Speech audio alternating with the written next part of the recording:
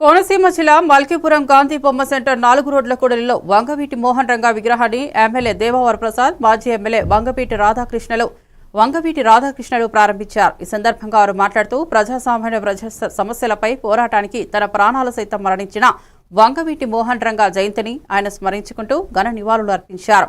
రంగా అభిమానులు కోనసీమలోనే ఉన్నారని తెలిపారు. ఈ కార్యక్రమంలో మాజీ డిప్యూటీ స్పీకర్ ఏ సూర్యనారాయణ, మాజీ శాసనసభ్యులు జేఏసీ వ్యవస్థాపకులు దాసరి రాము, సర్పంచ్ గడ్డం రాజ్యలక్ష్మి, తులసి కుమార్ తదితరులు పాల్గొన్నారు.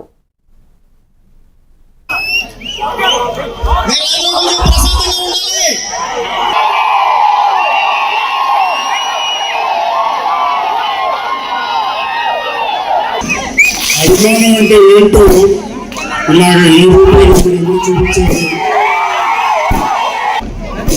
భౌతికంగా మన నుంచి దూరమైన 3.5 దశాబ్దాల తర్వాత కూడా ప్రతి ఒక్కరు గుండెలు చిరస్థాయి స్థానం సంపాదించున్నారని చెప్పంటే పేదల తరపు పోరాడారు కానీ కూడా పేద చెప్పుడారు చెప్పంటే అది కీర్తి చేతులు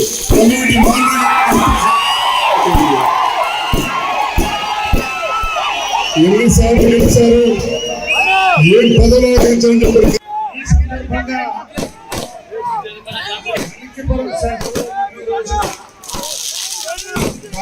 విగ్రహాన్ని ఆవిష్కరించబోతున్నాం. ఈ కార్యక్రమానికి వారు తమిళ రావడం చాలా సంతోషంగా